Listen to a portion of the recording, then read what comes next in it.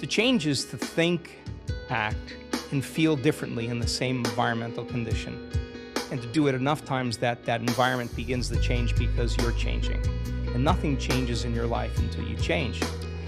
I think so many people walk in to do the meditation when they leave this place, and there is an energy, there is the spirit of change and transformation present. It's very infectious. Our research shows people change people, and when you're kind, other people are kind. When you love, other people love. When you're caring, other people care. It's an emergent consciousness in so many ways. And so, to me, that's the feeling you should strive for. That feeling right there is the feeling you have to get up when you finish your meditation. You gotta get up feeling that same feeling. And you gotta remember that feeling enough times that you can bring it up on your own, because if you can't, you won't be able to bring it up on your own. And nobody's gonna give you that feeling in the end but you. So I don't care if it takes an hour or 2 hours or 3 hours for us to get there. I just know that when I do get there, I'm so happy that I do. And if it takes that long, I swear to you, when it's the hardest, it matters the most. So the excuse that we can give on a regular basis is to shrink back into mediocrity and to say, I need the event to do this. Well, that's just another thing that we are unconsciously agreeing to and believing, that it's better to do it in a community than to do it on my own. Well, if you truly believe in the quantum model, by you showing up, there is a collective consciousness that you can tap into every day. Every day. You don't have to be in the presence to move into that momentum. And so, taking a little time for ourselves every single day is such a service to the world. Being alone without your device or without any stimulation, and really getting ready to do your meditation. I would never sit down and do my meditation until I was very clear in my think box how I was going to do it, what I wasn't going to do, who I wasn't going to think about, the things I know I'm going to get to anyway. What am I going to do if this thing comes up? How am I going to move through this? I got 1,000 thoughts, 1,000 decisions today. I got too much going on, all of that stuff. That's when you immerse yourself back in the world. That's when you leave the monastery and return back. And you got to start reminding yourself the thoughts you're not going to think. You got to become so conscious of those unconscious thoughts that you don't go unconscious to them and believe them. You got to become super aware of how you're speaking, how you're acting, what you're saying. If you're complaining, if you're judging, that's not who you truly are. You're gonna think, okay, what emotions bring me down to that place where I seamlessly go unconscious and we default back to that old personality. That's the same. That feeling is the past, and I'm gonna believe I'm in the past, and I'm gonna behave like I am, and I'm gonna think like I am, and I will be in my past. Okay, how many times am I gonna do that?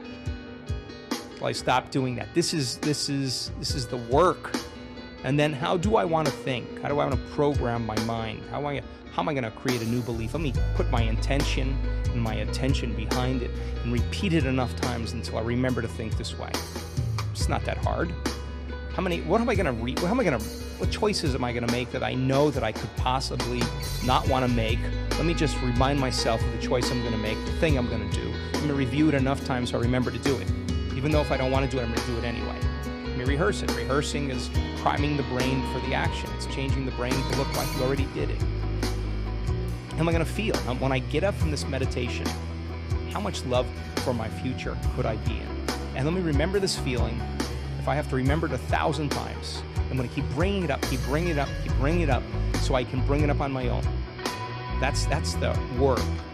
And so, making time for our precious selves, to love ourselves enough, to disconnect from our life long enough to change our life, to disconnect so that we can reconnect. If people get up from their meditations and they believe less in their future than when they started, it's because they didn't overcome the feeling of themselves, the habit of themselves, the hardwired belief, perception, or attitude. Some people actually do this work and they believe more in their future when they get up. that state. And the people who fall from grace, I've done it enough times. If you're truly committed to that future and you defaulted back to the old personality, you got one of two choices. Stay there and find somebody else who's doing the same, and use each other to reaffirm your addiction to victimization and call that normal. And that's a social agreement that we make. But the person who separates the sacred from the mundane says, in the light of all eternity, it's never going to be the right moment, especially when I feel this way. Let me take a break here and let me get back into the feeling of my future so I can believe it again. And when it's the hardest, it matters the most. And so the events are a preparation for people to practice becoming somebody else, so that when they turn back into their lives, they are somebody else. They literally have become somebody else, and they catch themselves from going unconscious. And how many times do we have to forget until we stop forgetting and start remembering? That's the moment of change. So I just want to be very clear that it's not easy getting 2,000 people to that state of mind and body. It's a lot of words. It's a lot of times to overcome themselves. It's a lot of opportunities to practice. We want to give people the tools so that they have within their reach something to do when they return back into their lives. And so it's not as hard as we think it is if we sit down and do it with the same passion and the same intent on our own. And that's a great service, not only for the collective of the group, but for everybody in your life. For everybody in your life. You're just different than everybody else. So it's easy to excuse that and say, oh, well, it's better at the events. But I can tell you, you really get serious about doing it, just like you get serious about anything that you do in your life with the same passion. You sit down like that, you'll really enjoy it. You'll really, really enjoy it. Some critics may categorize this body of work as faith healing. I'm actually fine with that accusation at this point in my life, because what is faith but when we believe in thought more than anything else? Isn't it when we accept a thought independent of the conditions in our environment, and then surrender to the outcome to such a degree that we live as if our prayers were already answered? Sounds like a formula for the placebo. We've always been the placebo. Maybe it's not so important that we pray rigorously every day to have our prayers answered, but that we instead get up from our meditations as if our prayers have already been answered. If we accomplish this daily, we are at a level of mind where we're truly living in the unknown and expecting the unexpected. And this is when the mysterious knocks on our door. The placebo response is about being healed by thought alone. Thought by itself, however, is unmanifested emotion. Once we embrace that thought emotionally, it begins to become real. That is, it becomes reality.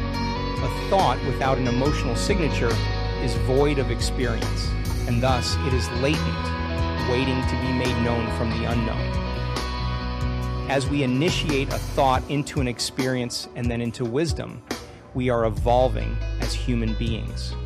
When you look into the mirror, you see your reflection and know that whom you are seeing is the physical you. But how do the true self, the ego, and the soul see themselves? Your life is a mirror image of your mind, your consciousness, and who you really are. There are no schools of ancient spiritual wisdom sitting high on mountaintops in the Himalayas waiting to initiate us into becoming mystics and saints. Our lives are our initiation into greatness. Maybe you and I should see life as an opportunity to reach greater and greater levels of self so that we can overcome our own limitations with more expanded levels of consciousness. That's how a pragmatist, instead of a victim, sees it. To abandon the familiar ways in which we've grown accustomed to thinking about life in order to embrace new paradigms will feel unnatural in the beginning. Frankly, it takes effort and it's uncomfortable. Why?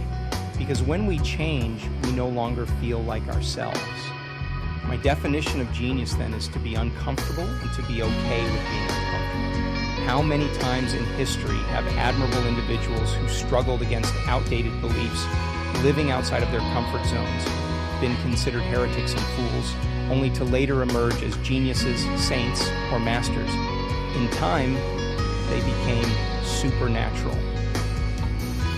But how do you and I become supernatural? We have to begin to do what's unnatural. That is, to give in the midst of crisis, when everyone is feeling lack and poverty, to love when everyone is angry and judging others, to demonstrate courage and peace when everyone else is in fear, to show kindness when others are displaying hostility and aggression, to surrender to possibility when the rest of the world is aggressively pushing to be first, trying to control outcomes, and fiercely competing in an endless drive to get to the top, to knowingly smile in the face of adversity, and to cultivate the feeling of wholeness when we're diagnosed as sick. It seems so unnatural to make these types of choices in the midst of such conditions, but if we repeatedly succeed, in time we'll transcend the norm, and we too become supernatural.